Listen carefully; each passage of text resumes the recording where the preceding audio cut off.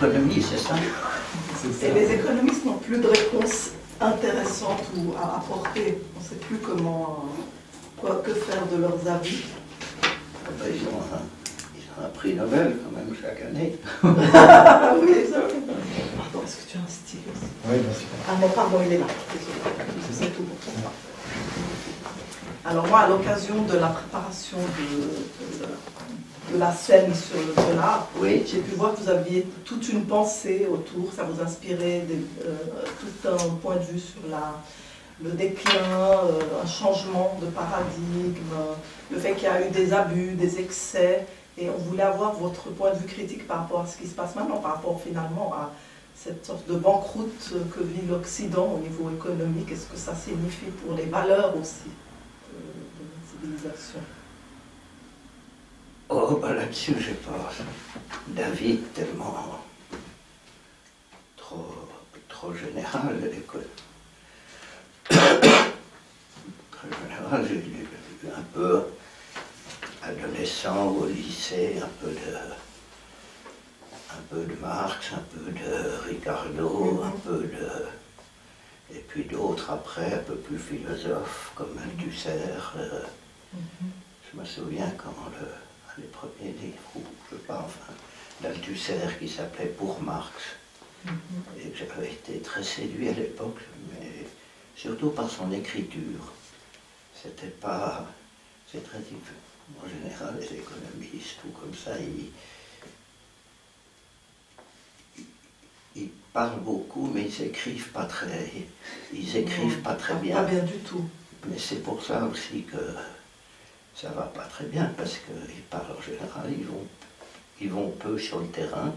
Oui. Donc je préfère les ethnologues ou les anthropologues ou comme ça qui vont dans la réalité. Oui. Et puis surtout aujourd'hui, moi comme je continue à faire du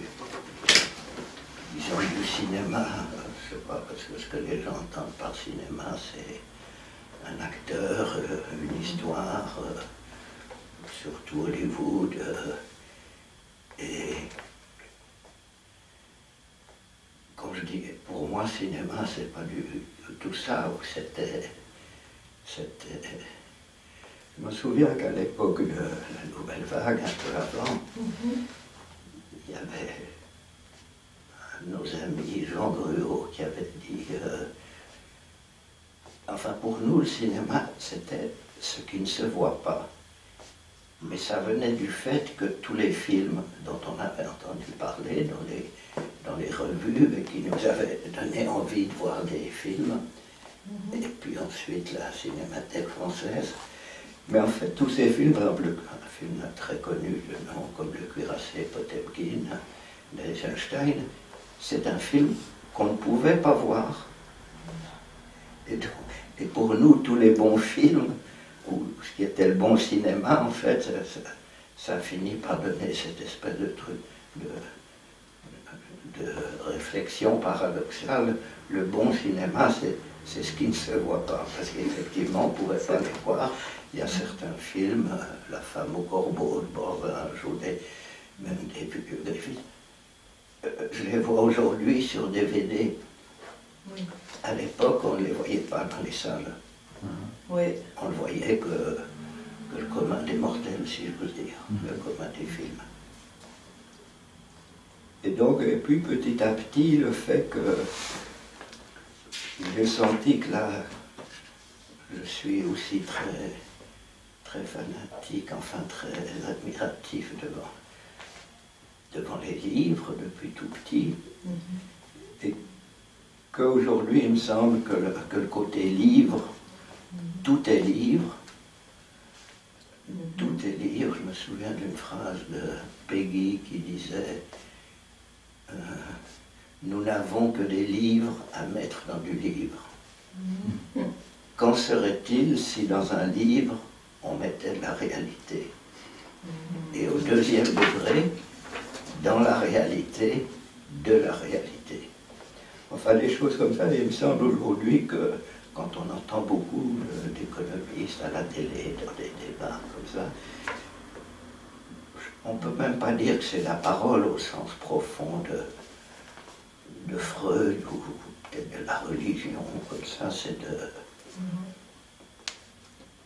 Je ne veux pas dire du blablabla non plus, parce qu'il y a des choses, mais je veux dire, ça ne passe jamais par l'image. Et les deux ensemble, moi, c'est tout ce que j'essaye dans les films.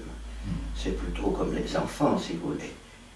Ils voient quelque chose, on leur dit ça, ben ça s'appelle ainsi, et puis ensuite c'est fini. Ils vont à l'école, ils vont entre eux, et puis c'est fini. On leur dit ça, c'est une chaise. Mais ensuite, la chaise elle-même, qu'est-ce que c'est? Il faut Van Gogh pour peindre une chaise après. Et c'est pour ça que les gens font la queue devant Van Gogh, parce que, pour voir une exposition, parce que tout à coup, il y a une chaise, elle est immobile, elle ne bouge pas, mais ils ont un sentiment de quelque chose. Et alors l'économie, c'est du... C'est le reflet des choses uniquement, il n'y a aucune profondeur, il y a un manque de vision, c'est ça que vous voulez dire? Mais il y a une vision détériorée. Il y a une vision détériorée. J'ai mis longtemps à m'apercevoir que la caméra avait deux bouts, si vous voulez, et puis un corps central. Il y a un bout où on regarde, encore aujourd'hui, même si c'est tout de suite sur une petite caméra, on regarde tout de suite sur un écran, et comme ça. Et c'est l'auteur, c'est celui qui dirige, qui regarde. Et il essaye de faire entrer ce qu'il pense ou ce qu'il voudrait. Et puis, devant, il y a l'objectif. Les scientifiques ne font pas tout à fait ça quand même. Ils prennent un microscope, ils regardent, et souvent ils ne savent pas, ou, comme les astronomes autrefois, Copernic, ils regardent, et puis ensuite ils pensent. C'est-à-dire ils combinent les deux. Aujourd'hui, il me semble qu'il fait... ce qui fait que je dis que tout le monde, les économistes comme les autres, c'est des gens de lettres. Sans jeu de mots ou avec jeu de mots, on peut dire c'est des gens de lettres, au sens de littérature, et ce ne sont pas des gens de lettres au sens du verbe être. Être, ah, ça c'est... Et même après encore être, je dirais, être, c'est devenu un mot, si vous voulez. C'est devenu un mot et il a disparu un peu devant le verbe avoir. Ah, ça c'est bien vu aussi. Vous avez mené plein de combats politiques. L'économie, pour vous, c'était important? Vous aviez une vision économique ou politique? Non, je l'ai venu petit à petit. D'accord. Mais ça, c'est venu aussi du film ou de la manière petit à petit de faire des films. Et de m'apercevoir que petit à petit, le film ou la production d'un film ou ce qu'on appelle en France, le français du reste est beaucoup plus intéressant, il me semble, que des autres langues. Et c'est pour ça que la France, malgré son côté malade et détérioré comme ça, a encore une espèce de mystère ou d'aura, plus de grande puissance, mais de quelque chose qui existe. Sinon, la France aujourd'hui, c'est pas plus que le Guatemala ou des choses comme ça. Mais il reste quelque chose. Il reste quelque chose de la France, parce qu'il y a beaucoup plus dans la littérature française, dans la poésie, des rapports de sons, d'images et de mots que dans d'autres langues. Si on compare avec l'américain qui est plus proche, qui est venu de l'allemand aussi, depuis 200 ans, depuis les migrations de la moitié de l'Europe en Amérique, ils ont des mots composés. Ils ont des mots composés. Les Français, le français a un truc pour... bon, mais ça... Donc c'est une langue plus... C'est une langue plus intéressante, je trouve, une langue intéressante. Et alors par rapport à l'économie du cinéma, je me suis aperçu du reste, une société de production, encore aujourd'hui en France, on l'appelle une maison de production. Personne n'appelle Universal une maison de production. En France, on dit encore une maison de production. Une maison, ça veut dire... Ça suppose beaucoup de choses. Une famille, un rez-de-chaussée, un grenier, une cave. Or, dans le cinéma, je me suis aperçu relativement vite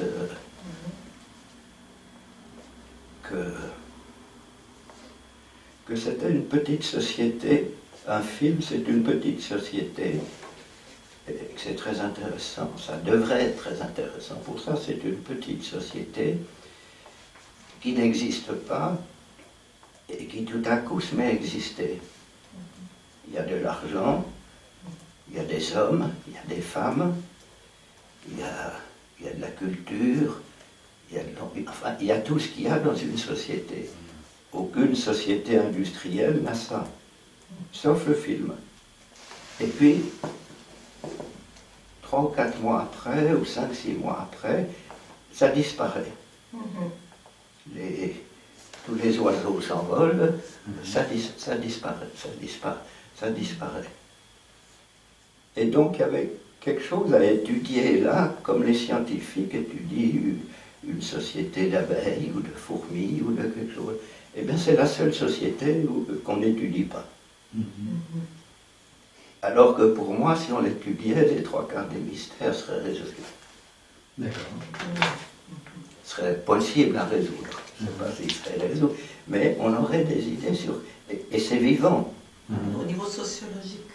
Au niveau sociologique, sentimental, financier, à tous les niveaux. Et que les économistes, en général, ils parlent de tas de choses qui ne... Ils font des graphiques, ils font des trucs ou comme ça. Je ne sais pas comment... C'est très bizarre, même. Alors, souvent, on trouve un type plus sympathique qu'un autre, comme Stiglitz récemment. On lit 1 ou 2 phrases. J'ai lu une phrase récemment d'un qui disait ce qu'il faudrait, ce n'est pas avoir plus, ce qu'il faudrait, c'est vouloir moins. Ce qui est mon cas dans le cinéma. Petit à petit, j'en suis arrivé, avec les quelques personnes qui m'entourent, à vouloir moins. Vouloir moins de gens, vouloir moins de vedettes, vouloir moins d'argent, ce qui est assez rare dans le domaine du cinéma, vouloir moins d'argent, vouloir moins de bonheur. Vouloir moins de bonheur aussi. Oui, parce que moins de bonheur comme mot, moins de bonheur moins de bonheur, oui, moins de paradis artificiel, enfin, mais ne pas vouloir ce que disent les gens quand ils disent je veux être heureux. Même pire, ils disent j'ai le droit d'être heureux. Mais où ont-ils conquis ce droit? Enfin, et que par exemple le verbe avoir, ce que j'ai commencé quelquefois à faire dire aux comédiens, en place aussi le verbe être qui est très pervers aussi, comme s'il y avait... Quand un mendiant fait de la mendicité en disant j'ai le droit de manger, il devrait dire j'ai le devoir de manger. Je n'ai pas le droit, l'enfant qui naît, il n'a pas le droit de vivre, il a le devoir de vivre. Et ensuite, il faut faire son devoir et pas son droit. Au niveau des droits d'auteur, j'ai toujours dit il n'y a pas de droit d'auteur, il n'y a que des devoirs. Enfin voilà, les choses comme ça. Et le cinéma, d'un point, je me souviens que j'avais un conte, parce que j'avais un cousin qui était un des responsables de Paris-Bas à l'époque, et je lui avais dit on devrait faire ce qui s'appelle comment ça s'appelait à l'époque, expert conseil ou je sais pas quoi, mais de faire chaque année je vous donne en film ce que je pense de telle et telle situation dans le pays, Je crois que ça s'appelait Expert Conseil, ou je ne sais pas quoi. C'était un peu de prospective, un peu de ceci. Et vous m'engagez, parce qu'il n'y a que le cinéma qui peut le faire. Si je vous filme la place de la Concorde, ou la place de l'Étoile, la manière dont les gens tournent, s'arrêtent, dont ils s'évitent, ce qui est assez miraculeux, ou des choses comme ça, on peut voir beaucoup de choses. On peut faire des relations avec le cancer, je ne peux que donner des pistes ou des choses comme ça, sans plus. Mais vous, ensuite, comme ça, puis vous me payez pour ça, et moi, je suis content de faire ces films-là, avec acteurs ou sans acteurs, ou purement documentaire. On a fait un film comme ça, passerelle, qui s'appelle Le rapport Larty, les établissements Larty, dont un de mes producteurs, Alain Sard, connaissait le directeur, Philippe Frances, à l'époque, et qui est un patron très original par rapport aux autres patrons, aux grands patrons français. Et une fois, on a déjeuné ensemble, et il nous disait, je ne sais pas quoi faire, on gagne trop d'argent. On gagne de l'argent, je suis embêté, je ne sais pas quoi faire, je m'ennuie, etc. Et on lui a dit, ben écoutez, vous nous donnez, c'était à l'époque 2 millions d'anciens francs, et on vous fait un film, et on vous dit que c'est quoi c'est qu'on vous fait un rapport, si vous voulez, mais plutôt que vous faire un rapport, comme ils font toujours, des rapports littéraires, un rapport sur ceci, un rapport... C'est pour ça que ça ne marche jamais, il y en a des quantités dans tous les ministères de rapports. Dès qu'il y a un problème, ils font une commission et un rapport. Mais les gens ne font que parler dans un talk show, ensuite ils écrivent. Il n'y a aucune relation, même par le biais de cet instrument qui est mi-cinéma, c'est tout. Il y a quasiment plus d'informations. On lui dit, on va vous faire un... Ça s'est appelé le rapport Larty, on lui a fait un rapport. Il était content? Il était furieux la première fois. Et après, je crois qu'il l'a vu 60 fois, il était très content. Mais ça donne à voir l'économie, c'est des choses qu'on voit, c'est difficile. Mais on ne voit rien. Ouais. Voilà. Mais on voit rien. Ouais. Si vous deviez faire un film sur l'économie, vous en avez fait. Mais je ne peux pas faire un film sur l'économie. Je peux faire un film qui parle de tel problème qu'on dit que, mais pas strictement économie. Et si... à la fin de notre musique qui se passait à Sarajevo, il y avait quelqu'un qui citait une phrase d'un philosophe, sociologue disparu aujourd'hui, qui s'appelait Claude Lefort, et qui disait les démocraties modernes, en faisant de la politique un domaine de pensée séparé, La pensée politique, c'est un domaine réservé, comme il y a eu la pensée religieuse, ou la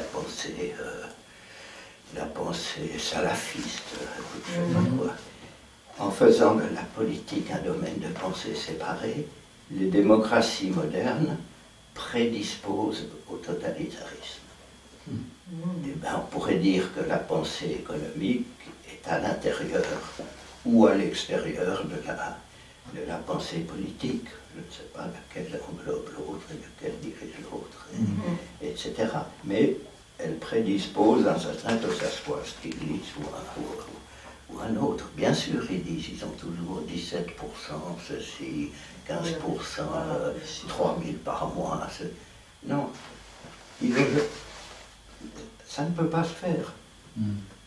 Donc, si quand on voit les choses qui se font comme ça vient des anthropologues ou des ethnologues qui ont étudié pendant 20 ans, 30 ans, quelque chose de plus précis, tel peuple-là, tel peuple.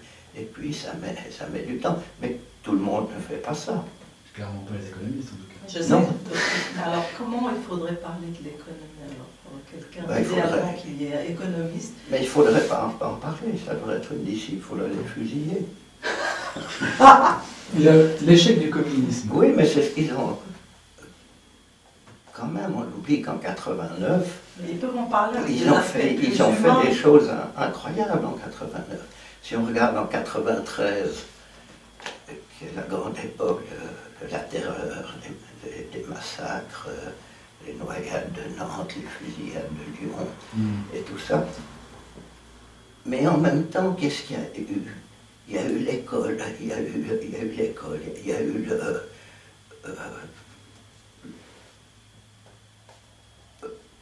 la protection des enfants abandonnés.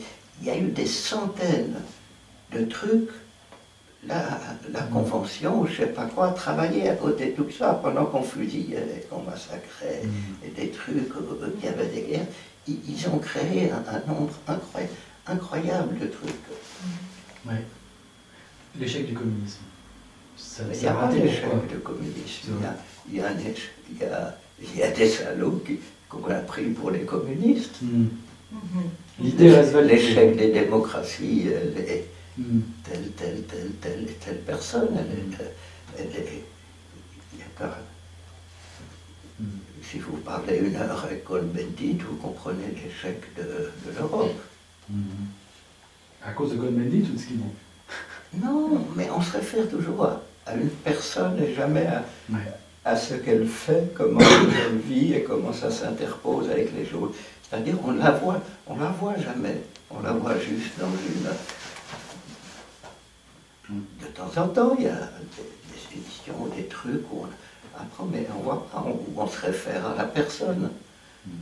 Je suis plus ou moins bien payé pour le savoir, puisque pendant longtemps, j'ai accepté ou cru qu'il fallait aussi jouer ce rôle-là, qu'on ne parle pas de mes films, mais qu'on parle de moi, ou des choses comme ça, ce qui facilite votre égoïsme ou votre orgueil. Puis après, s'il y a quelque chose, autre chose. En gros, le cinéma est fait pour devrait permettre d'étudier plus de choses et de changer. Ensuite, changer, ça prend, une fois qu'un meuble est construit, ça prend du temps pour le démolir, pour les choses. Donc il se consacre On dit la politique, c'est prévoir. On oublie toujours le voir.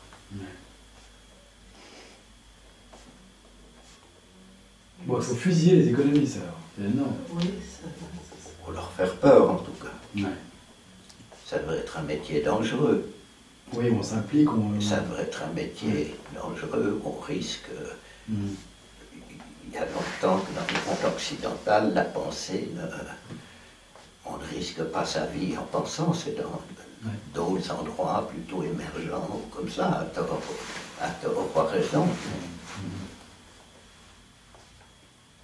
Et dans le cinéma, si on étudie la manière dont se fait un film, les rapports entre les gens, les rapports d'argent, la loi, les trucs, se voit très bien, ça m'étonne toujours que c'est une petite société vivante qu'on peut étudier exactement les bactéries préférées des scientifiques, c'est les Escherichia coli, je ne sais pas dire le mot très bien, mais c'est parce qu'elle a une durée de vie pas trop longue et comme ça, et qu'on a le temps de voir ce qu'elle devient.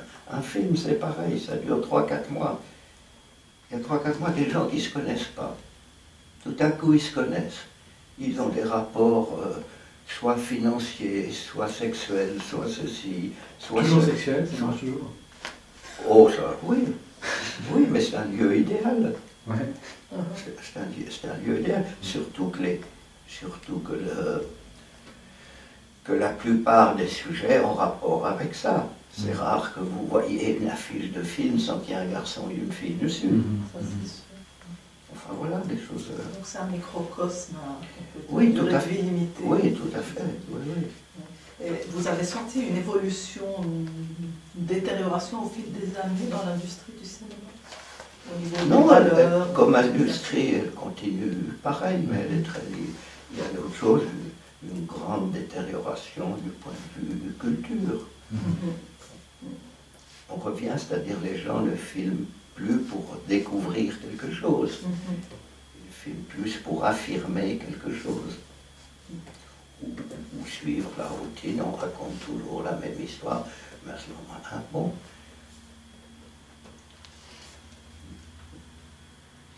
L'autre jour, je voyais un philosophe qui s'appelle Michel Serres. Oui. J'aime beaucoup, qui est assez pour moi assez stupide, ou comme ça. Il vient d'écrire un bouquin qui s'appelle La petite poussette, simplement parce que sur l'ordinateur, on travaille beaucoup avec son pouce. Mais il a oublié que le petit pousset est l'ogre, où est-il?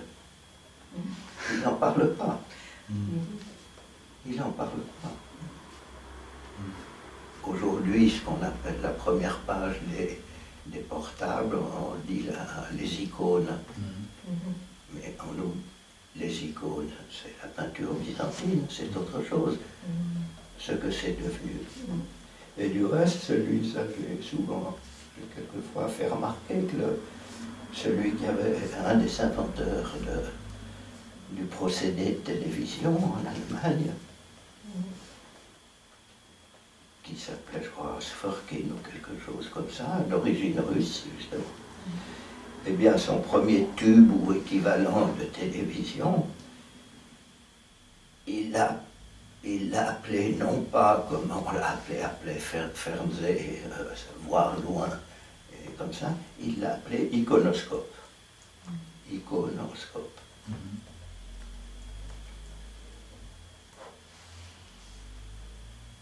Voilà, c'est des petites choses, mais ensuite, si on ne sait pas s'en servir, ben,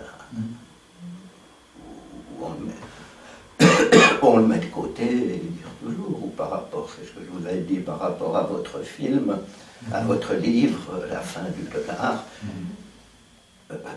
ça peut vouloir dire aussi en français la finalité du dollar, et puis aussi la fin, avoir faim, F-A-I-M du dollar.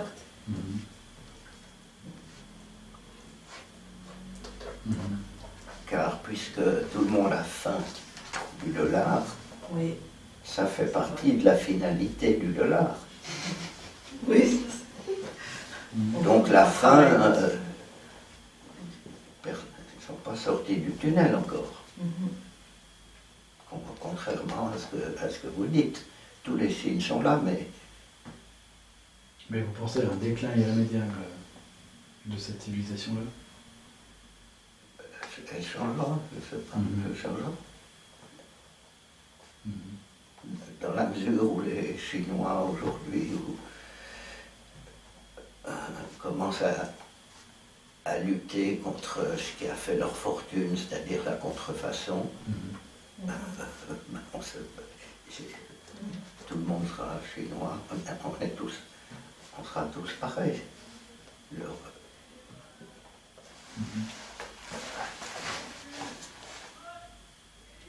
Est-ce que vous avez l'impression qu'il y a de la censure, ou il y a justement en utilisant des mots, on évite de dire les choses comme...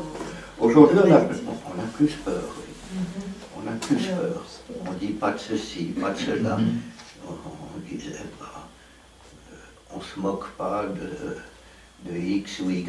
Il ne faut pas exagérer. On peut plaisanter doucement, mais il ne faut pas exagérer. Par rapport à tous les critiques autrefois, même par rapport à Voltaire, à Rousseau, il y a un manque de courage et de liberté évident. Donc en même temps, je crois que... Oui. Et quand vous faites un pas de côté, ça vous amuse, quand vous n'êtes pas allé à Cannes à cause des problèmes grecs, de voir après tous les commentaires qu'il y a eu là-dessus, les interprétations? Non, moi je ne les fais pas parce que ça me fatigue. Non, ça n'a rien à voir. Ouais. J'y suis allé souvent et je n'ai jamais retrouvé le plaisir que j'ai eu en y allant pour la première fois il y a 40 ou 50 ans. Ça n'a rien à voir. Ça n'a rien à voir, c'est tout. Mais Je pense en vieillissant, tout à fait, ça change aussi. C'est vrai qu'à chaque fois que les rares fois où vous parlez, c'est intéressant parce que vous faites un pas de côté, là on discute, vous reprenez la signification des mots, ce qu'on fait quasiment plus, sincèrement. Alors, on invente des nouveaux mots, ou alors on recycle pire des mots qui avaient une connotation importante, une vraie signification. On banalise, Donc on manque de voix comme vous qui tout à coup repose le débat, rappelle les choses. voit comme vous, ou Non, le cinéma parce que- simplement peut-être doit faire ça. Oui, mais comme le cinéma tel qu'il a existé n'a pas été reconnu par le monde entier, il aurait pu, mais ça n'a pas été. Il a commencé muet en couleur et parlant. Les gens n'en ont pas voulu, ils ont préféré noir et blanc et muet. C'était trop de tout à coup de voir l'arrivée du train en gare avec du bruit et comme ça, c'était trop. Donc ils ont... Après, Donc c'est venu après, c'est venu au bout de 30 ans, ce qu'on appelle l'âge adulte en général. Mais comme dans le film qu'on a fait, un adulte, on ne sait pas ce que c'est. Si vous voyez dans la rue un petit garçon, une petite fille, vous dites « Oh, c'est un jeune ». Si vous voyez un vieux comme moi, avec une barbe comme ça, vous dites « Oh, c'est un vieux ».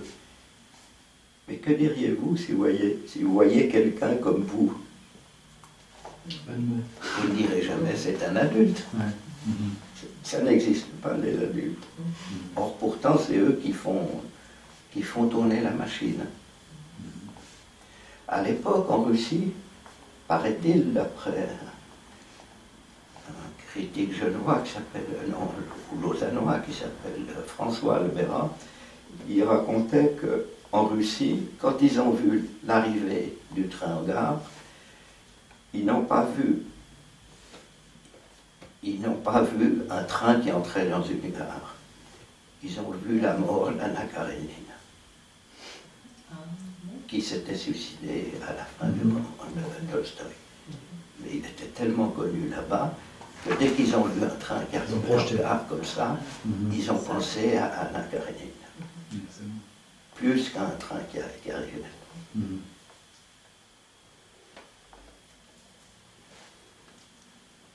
Ça, c'est le primat de la littérature sur le cinéma, alors. Non, C'était l'époque. non, parce que se souvenir d'Anna Karénine, c'est une image. La littérature n'est pas contre des images. Si vous prenez Rimbaud, ce n'est que des images.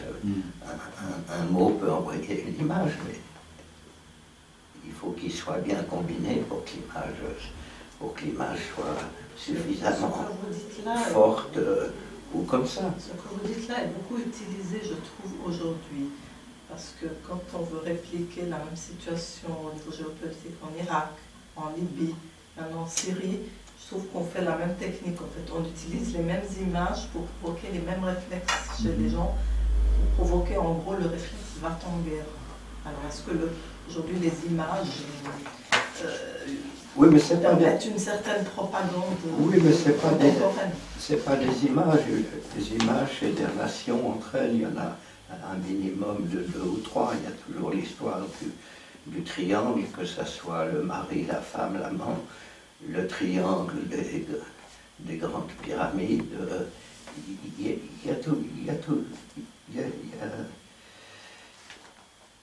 y a toujours au minimum ça qui font une image que peut-être on ne voit pas, mais qui font une pensée où il y a les deux ensemble. Juste une image, c'est une photo.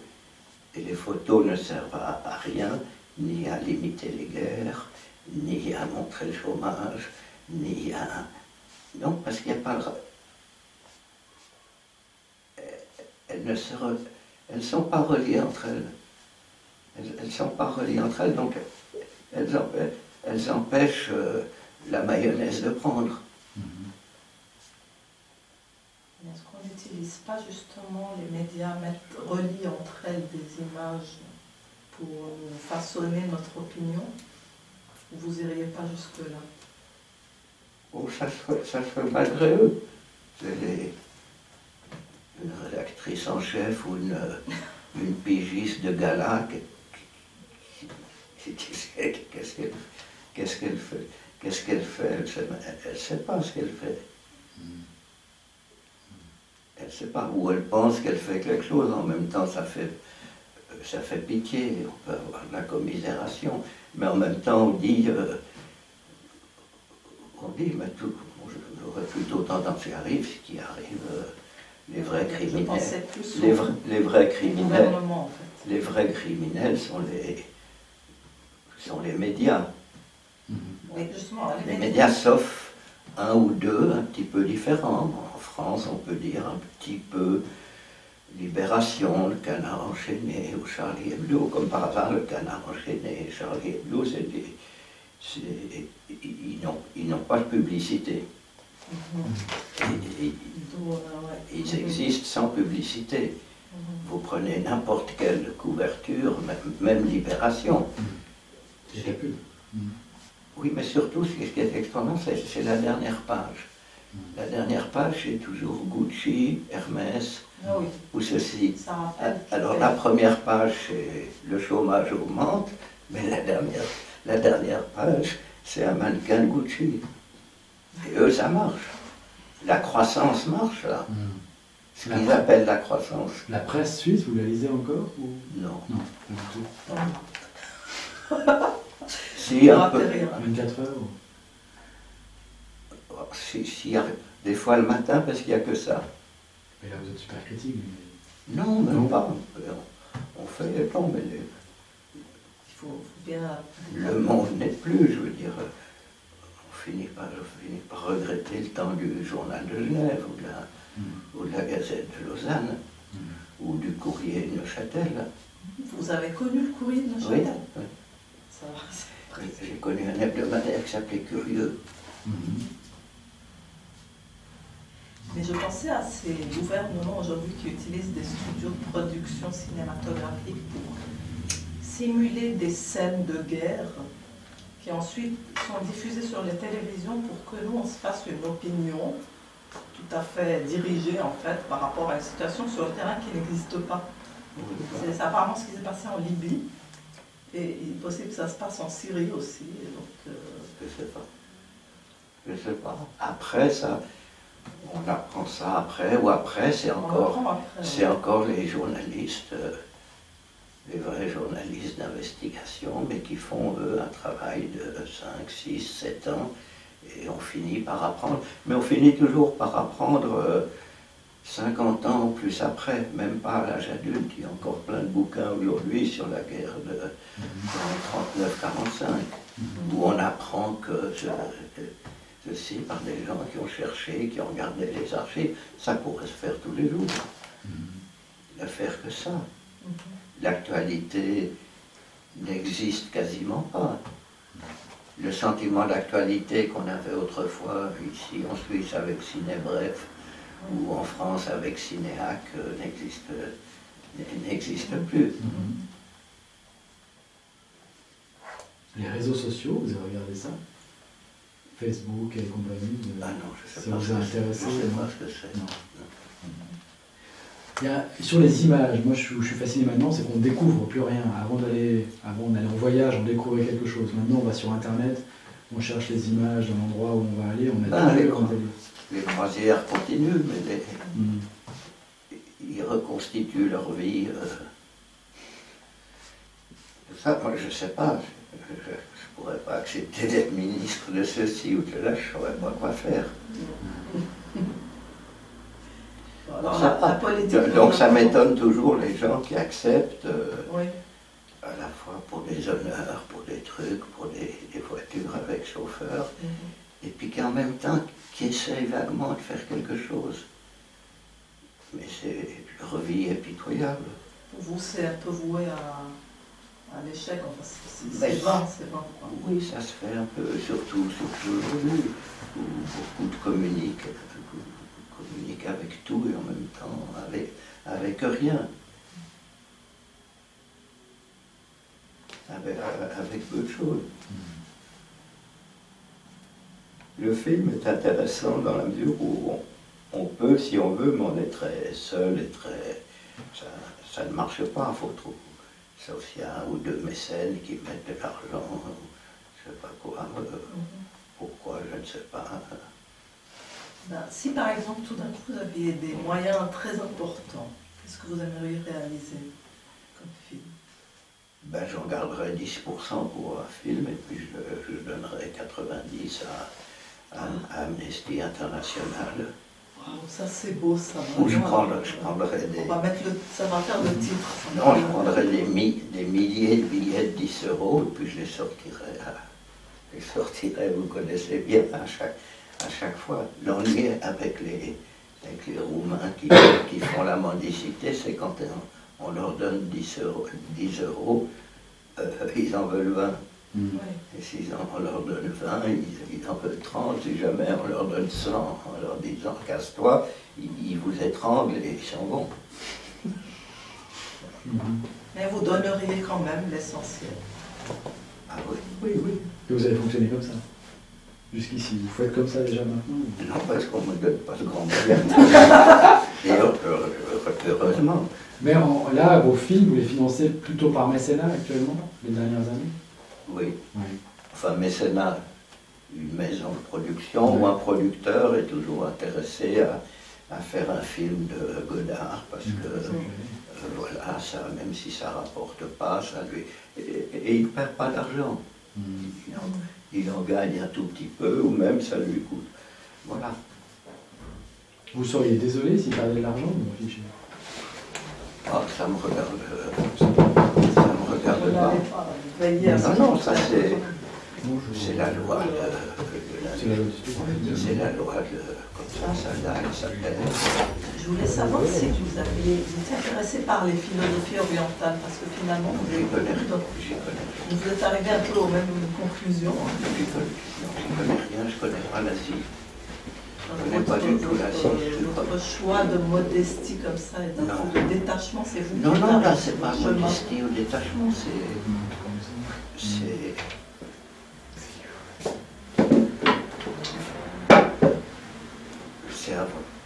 être privilégié de pouvoir faire ce qu'on est capable un peu de faire, de s'utiliser soi-même ce qu'on est capable de faire, physiquement et intellectuellement. Si demain je touche le loto et que je vais vous aider à monter un film, ça coûte combien un film de Godard? 300 000 euros. 300 000 euros, c'est moins cher. Vous avez plein de gens qui doivent avoir envie de faire ça. Non, c'est vraiment pas. Non. Non. C'est fou ça. Le mécène de type Renaissance qui soutenait les grands artistes, il a disparu. Mais c'est pas un mécène, moi je demande Un producteur. Je demande un vrai producteur au sens où Marx disait producteur, sauvez-vous vous-même. C'est ça. Je m'estime producteur de films beaucoup plus que réalisateur ou même si je n'ai pas le titre social ou pendant longtemps j'ai vu qu'après être réalisateur il fallait surtout tâcher d'avoir sa propre maison de production pour pouvoir être responsable financièrement, et une fois qu'on est responsable financièrement, on est autonome intellectuellement. Vous préférez recevoir un producteur ou de l'argent public, le ministère français de la Culture qui vous soutiendrait par exemple? Ça s'est fait souvent par l'avance sur recette en France. Oui. Ça s'est fait de temps en temps ou par... Bonjour. C'est Alban. Oui, bonjour, monsieur. Ou par Berne en Suisse, oui. Si ça existe, ça existe. Il n'y a pas de... Pour vous, il n'y a pas de distinction fichée? Non. On doit en être responsable.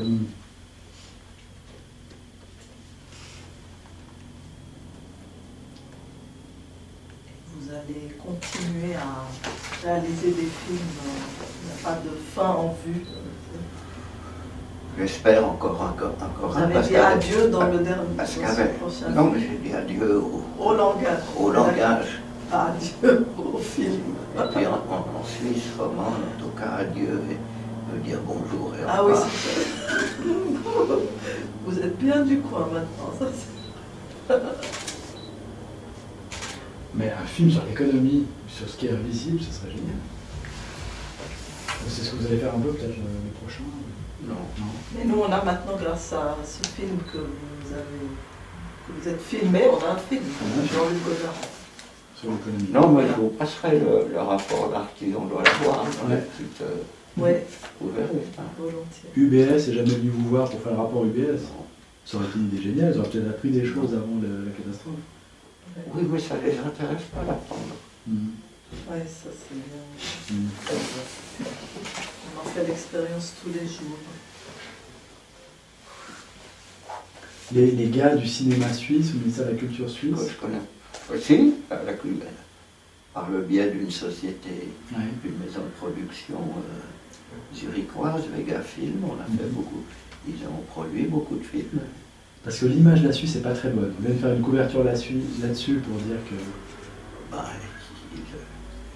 Et puis ils sont pas venus vous dire Jean-Luc Godard, aidez-nous à relever l'image de la Suisse, non? Vous avez des idées? non, on a fait un film sur l'exposition suisse qui s'appelle Liberté et Patrie. D'accord. Qui ont donné 100 000 francs. Et on a fait un film, je ne me souviens plus, 20 minutes, sur l'exposition 2001, je crois. L'expo Ouais. 2002. Ouais. D'accord. L'expo de 2001 qui a eu lieu en 2009. Oui, c'est ça. Ouais. Mais c'est pour des horlogers qu'on prend un peu d'horlogers. Mais l'image mauvaise de la Suisse, vous la comprenez ou Ils ne savent pas ce que c'est qu'une image. Les Suisses, non. Bon, elle a à la fois une image cachée depuis longtemps, les mercenaires, les gardes suisses, pas tous, les camps de concentration, puis une image plus, la Croix-Rouge, l'autre image, le drapeau suisse qui est une croix sur deux rouges, c'est très étrange comme drapeau. Vous aviez dit c'est une croix sur le sang des autres. Oui, c'est ça. Oui. C'est vous qui l'avez dit, ça Oui, on peut voir ça. Et puis, oui, ça. Qui fasse de bons films. Même l'Iran a fait un ou deux bons films. Mais on peut juger un pays à la qualité de ses films? C'est révélateur de ce que... non, mais si vous voulez, on dit le cinéma suisse, le cinéma bulgare, ça, je dis non, il n'y a pas. Il y a des films suisses, il y a des films bulgares, il y a des films nord-coréens ou sud-coréens, il y a des films américains. Il n'y a pas. Il n'y a plus de cinéma américain dans le sens où il y est toujours d'un point de vue industriel et culturel. Pas en tant que film réalisé. Depuis 1920, il n'y a plus de film, il n'y a plus de cinéma allemand, quasiment plus de cinéma italien. De temps en temps, il y a eu un moment, après la guerre, le cinéma italien, c'était pas uniquement un film d'Antonioni, un film de Rossellini, c'était un autre cinéma. Pour les gens, tout à coup, il y avait une autre façon de faire du cinéma. Les Français ont eu ça, mais il n'y en a pas 36. Le cinéma scandinave il y a toujours des films suédois, mais le cinéma scandinave du temps de la naissance de Darbo et de ceci n'existe plus. C'est-à-dire en tant qu'école, en fait. Oui, mais comme on dit, l'école de peinture, l'école de Fontainebleau, ou l'école française de mathématiques, ou des choses comme ça. Non, ça, il n'y a pas ça. Non. Il y a des mathématiques françaises et on ne peut pas dire qu'il y a des mathématiques suisses. C'est ça qu'on peut dire. Voilà. Mais en même temps, à quoi ça sert de dire? Il ne faut mieux pas dire. Parce qu'une fois qu'on a dit ça, on croit, on est toujours dans l'affirmation d'une chose par le nom qu'on lui donne. La chose a disparu, mais on continue à lui donner un nom.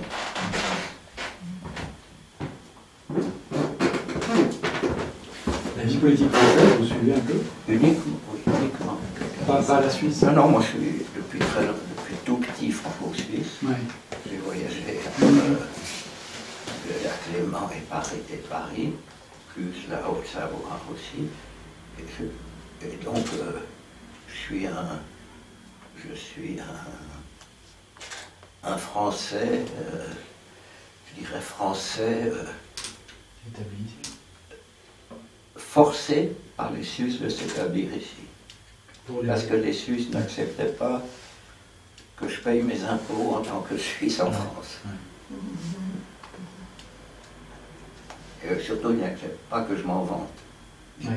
Vous êtes le seul Suisse qui paye ses impôts en France. Donc ils m'ont dit il faut s'établir ou il faut venir uniquement 3 mois par an. C'est drôle. Bon, ça pour des jalousies personnelles ou je sais pas quoi. Comme en même temps, j'ai quitté Paris aussi depuis longtemps, donc ça, bon, c'est pas plus mal. Mais ici, par exemple, c'est pas chez moi. D'accord. C'est loué par la maison de production pour le film. Quand le film sera fini, ça disparaîtra. D'accord. Ah, d'accord, je sais. Comment vous avez trouvé le passage Sarkozy-Hollande?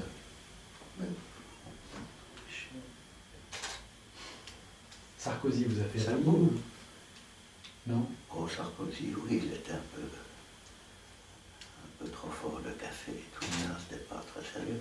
Et puis l'autre, il fait un peu Louis-Philippe, je trouve. Mais, ma foi, il essaie, je sais pas. Je sais pas. Ce qui est étonnant, c'est l'histoire du chômage. Ouais. Le chômage, il y a quelque chose de diabolique aussi. Il y a un ancien économiste qui était critique, qui écrivait régulièrement dans Le Monde il y a 25 ou 30 ans, qui s'appelait Paul Fabra. On doit trouver son nom sur Internet encore. Il avait écrit un beau livre qui s'appelait Le diable et le chômage.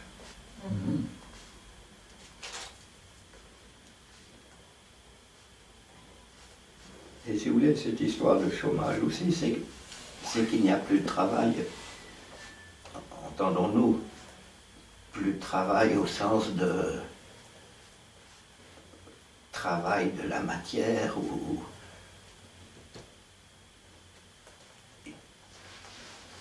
il y a des travailleurs, ce que les syndicats comme ça disent encore, les travailleurs comme ça, mais il ne peut pas y avoir de travailleurs, puisque le travail qu'on fait, on ne peut pas dire qu'assembler un appel dans la langue chinoise, c'est du travail.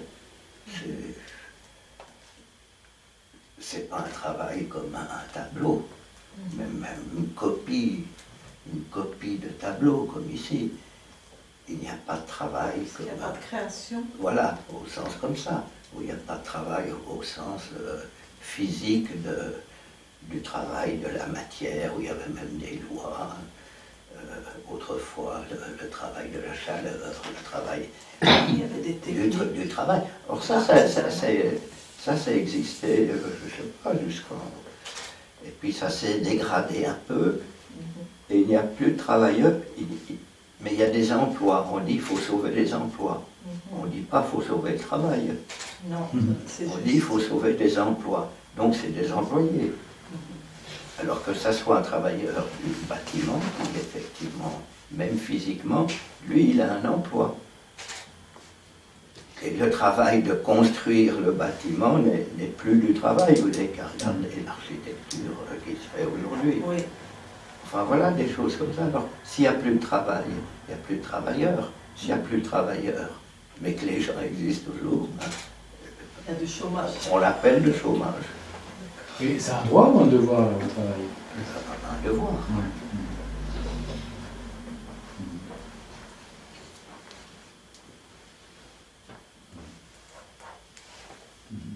On ne sait pas si l'enfant qui naît, il naît avec le devoir de travailler ou avec le droit de travailler.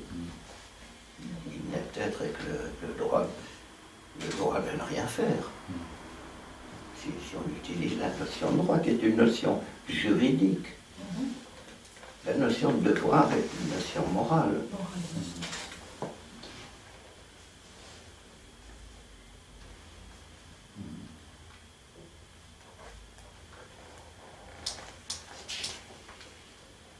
C'est magnifique, moi je trouve qu'on peut s'arrêter là, si vous êtes d'accord. Oh, Il y a tellement de phrases qui prêtent à réflexion. Vous voulez relire l'ensemble? non, pas du tout. Vous nous faites confiance, Oh. merci, c'est vraiment super. Comment ça, c'est un grand plaisir. Est-ce qu'il y a un projet qui vous tient à cœur en dehors du cinéma, en dehors de... Voilà. Ouais. Le film là qui se prépare. Voilà, oui, mais voilà. Faire un film ou vivre en faisant un film revient à peu près la même chose. Si vous voulez, moi je vis, c'est un grand mot, comme dans une époque que je n'ai pas connue, mais qui m'a finalement très intéressé parce que je ne l'ai pas connu adolescent, et même avant, puisque j'avais 10 ans quand la guerre s'est terminée en 1945, j'ai retourné même après, mais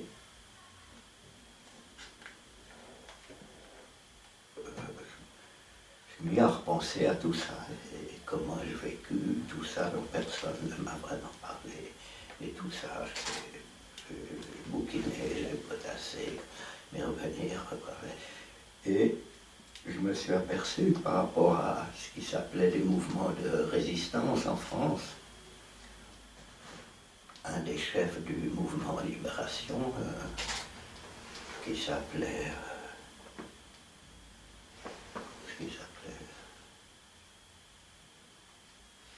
Bon, enfin bref, qui après est devenu aussi ministre et comme ça, et qui a fondé du reste le premier journal Libération.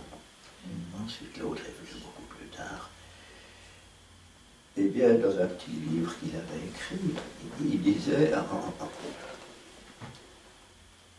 jusqu'en 1943, dans la résistance organisée, c'est-à-dire c'était pas juste des individus, comme ça c'était déjà quand même organisé, l'argent n'était pas un moyen, l'argent n'était pas une fin, pardon, mais un moyen. C'est-à-dire qu'il vivait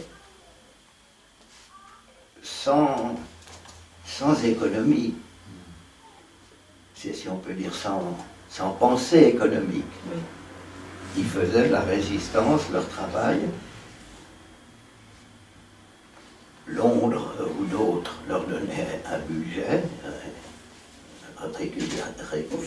plus ou moins régulièrement, et ils devaient à la fois travailler à faire de la résistance, mais aussi vivre. C'est-à-dire qu'ils n'avaient ni salaire, ni rien du tout, ils vivaient avec l'argent de la commande. Ce que je fais avec les films. Donc vous êtes un résistant, oui. Non, mais je me dis, eh ben, je résiste à ma... Je ne veux pas me glorifier de résister, mais je vis dans cette... Avec l'argent comme moyen. C'est-à-dire qu'ils n'ont pas une solde. Oui. Les militaires avaient une solde. Eux, ils n'en avaient pas. Donc, de temps en temps, il y a de quoi s'acheter 4 kilos de viande, et de temps en temps, il y a de quoi s'acheter un bout de pain. Il y a de quoi payer une nuit d'hôtel, et c'était tout. En plus, ils ne devaient pas faire des justificatifs à Londres après. Ce que moi, je dois faire aux producteurs. Et Jean-Luc Godard fait des notes de frais. Ça. Non, Non. Aucune note de frais, ça c'est pour les... Vous justifiez. C'est bon. Non. Tout va au film. Que ce soit cigare, que ce soit caméra, que ce soit chef opérateur, que ce soit ceci, tout va au film. Ensuite, si on dépasse ce qu'on nous a donné, j'en suis responsable. D'accord. Et je devrais le prendre comme salaire avec un pot, un truc comme ça. Sinon. Et ça rend les gens du fisc malades. Car ils disent, vous avez bien un salaire? Non. Mais alors, de quoi vivez-vous? Mais je vis du film.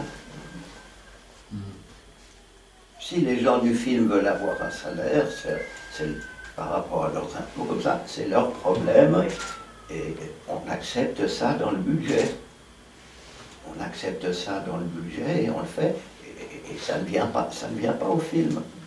C'est quelque chose dans l'or et eux travaillent alors pour le film. Ils ont ça. Moi pas. Le film travaille en moi et moi je travaille dans le film. Oui, c'est trop compliqué pour le fisc. Du reste, de Gaulle disait ça. Il disait avant d'aller à Londres j'habitais la France. Depuis que je suis à Londres, la France m'habite. Eh oui. Et donc, vous ne séparez pas l'économie du film. Alors, on Oh, voit que c'est un... Économie et culture, tout ça, ça va. Voilà. Tout ça, ça va ensemble. Alors, point par point, on peut dire quelque chose comme ça. Mais et sans plus, je ne prétends pas en faire une leçon universelle ou comme ça. Je dis, il y a des modèles qui pourraient se... Je pense qu'il y a beaucoup de petites entreprises qui vivent plus comme ça et qui se débrouillent mieux que d'autres. Bah, Apple, en tout cas, qui Non, mais Apple, c'est autre chose. Et ensuite, ils sont devenus grands et comme ça, ils auraient pu continuer. Aujourd'hui, ils payent des millions de Chinois pour rien du tout. Mais le départ de mettre la création un peu dans les maisons de production. Mais au début, ça s'est fait comme ça. Oui. Mais ils n'ont pas continué comme ça, parce qu'ils sont pris par une... Après, Ils sont pris par autre chose. Après, le Ils veulent profit toujours vient plus. l'argent. Après, il faut le 4, il faut le 5. Pourquoi? il y a un moment où... Pourquoi? On pourrait déjà Pour ça. un petit peu améliorer, il faut le 4 et chercher à se dire l'autre chose. Non, pas possible. Il y a un moment où ça... Et dès qu'on gagne beaucoup d'argent, ensuite, Ouais, ça finit toujours, on se dit toujours, mais ça devient pourquoi veulent-ils gagner tant d'argent, les milliardaires? Pourquoi? Mais c'est simple, ils veulent, comme toujours, ils veulent une maison. Ouais. Bon, alors, Ça, c'est- une ça, fois c'est- qu'ils ont une maison, après il faut un château ou des grandes maisons. Et puis le après, yacht, les frais. et puis après, il faut un permanents yacht. sur le yacht. après il faut il faut un avion. Et puis après, il faut une île. Et puis après, ils ne savent plus, ils ont passé. Mais pourquoi? Les riches, ça vous Ils n'y angoisse? vivent jamais. Ouais. Ils vivent dans une espèce d'angoisse permanente Mm. qu'ils ne connaissent pas eux-mêmes, qui les rend souvent, comme ce monsieur français, qui était plutôt de Darty, qui était plutôt assez en dehors de ce qu'il faisait à l'entreprise Darty. Là, le contrat qu'on avait, c'était un bout de papier où il y avait juste marqué on vous donne 2 millions de francs.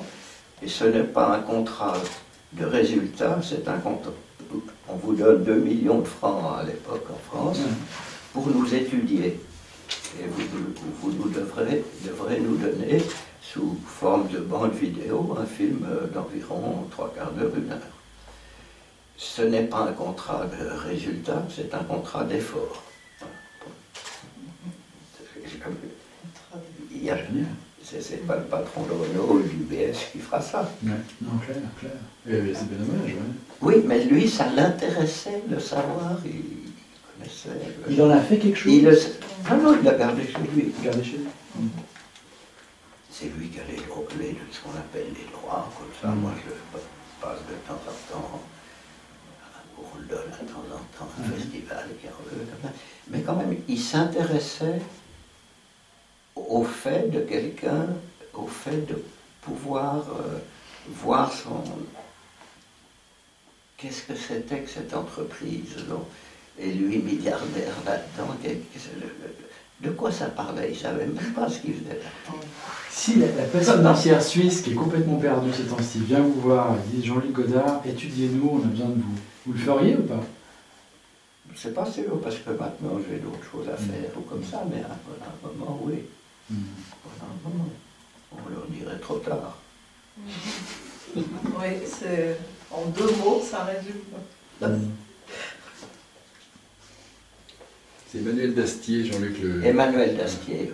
Dastier, Le résistant? Emmanuel Dastier de la Vigerie. Bon, raté pour les banquiers, alors dommage. Ça aurait été drôle, pertinent sûrement.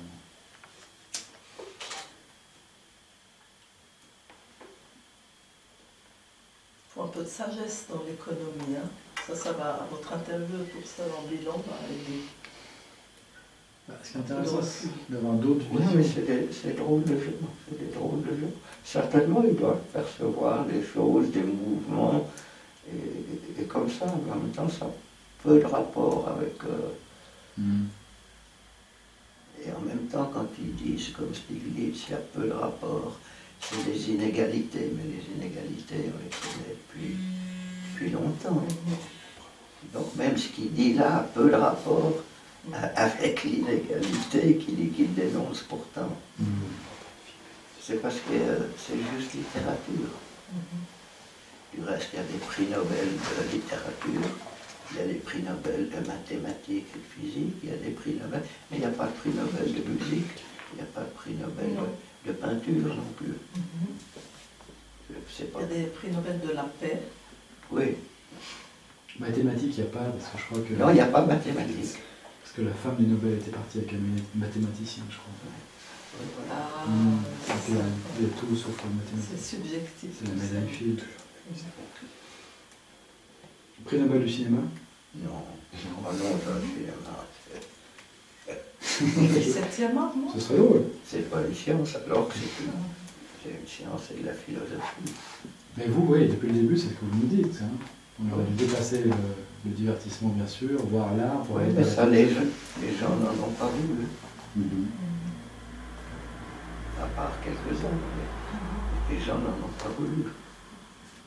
Et très souvent, les scientifiques,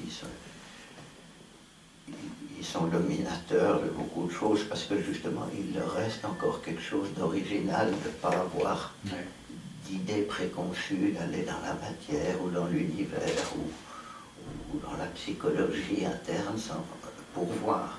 Et puis après, ils font des livres. Hein, c'est fini. Sauf d'être des fois de grands écrivains comme Freud, par exemple, qui écrit très bien par rapport à d'autres, même en français. Mais un film de Godard, on va le voir au musée alors, ou dans une... Finalement, le cinéma n'est peut-être pas le meilleur endroit pour voir, ou dans un musée des sciences On le voit pas, un tout petit peu, en quelque sorte, mais comme certains anciens films. Si vous voulez un film de Griffith, vous ne le voyez pas non plus. Ben voilà.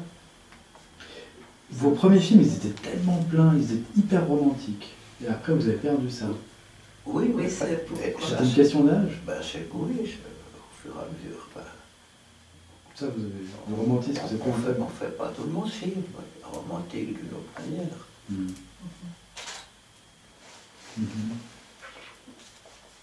Vous demandez de l'effort à ceux qui regardent vos films. Et les gens n'aiment pas l'effort. Enfin, la majorité.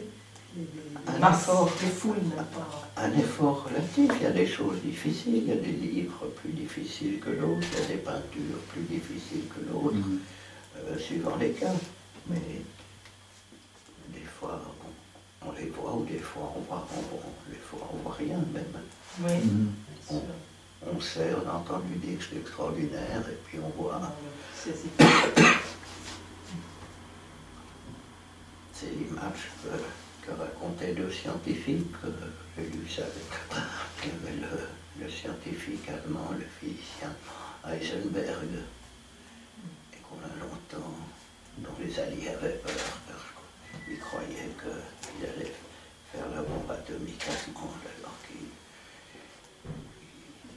qu'il n'a pas voulu, il a fait semblant de vouloir, mais il n'a rien fait. Et son contemporain et ami Niels Bohr, le créateur de la mécanique quantique, c'était vers 1910, et ils se promenaient ensemble au Danemark, et ils passent devant le château d'Elseneur, et Heisenberg dit à Bohr, il n'est pas terrible ce château, comme ça, il n'est pas extraordinaire. Et Bohr lui dit, oui, mais si vous dites le château d'Hamlet, là il devient extraordinaire. Donc là on voit qu'un texte peut faire une image.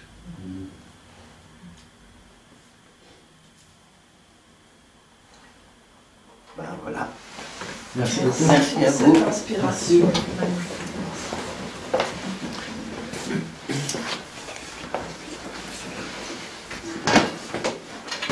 Une question, est-ce que vous acceptez de faire encore un peu de posé avec éclairage? Oh non.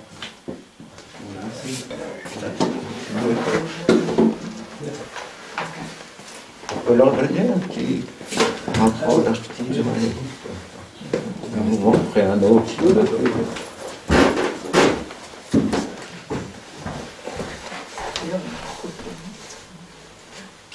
Et puis ça, on vous enverra une copie alors. DVD, ça vous va? Oui, parfait. Ouais. Excellent, ouais. Et cette télé, bilan télé, elle est diffusée, elle diffuse où? YouTube, une chaîne. C'est YouTube? Ouais. Exclusivement. On fait bilan Sur télé le sur site YouTube c'est et... bilan, ouais, tout à fait, ouais. Il y en avait deux, donc Il y en a deux, ouais. Sur le site bilan.ch. D'accord, une connexion, il y a Ouais. de toute manière. Ouais. D'accord. Excellent, merci. On va regarder ça. Ok. Merci. Super. Merci à vous. beaucoup. Merci, Au revoir. Bientôt. Merci, au revoir. Oui. Au revoir. Merci. Merci beaucoup, Antoine. N'oubliez pas les petites photos que je vous ai demandées, vous savez, sur le Les mail. vêtements. Voilà. Tout à fait. Oui, c'est bien. Non, c'est rien. Merci bien. Au revoir. Au revoir. Et au revoir. Au revoir.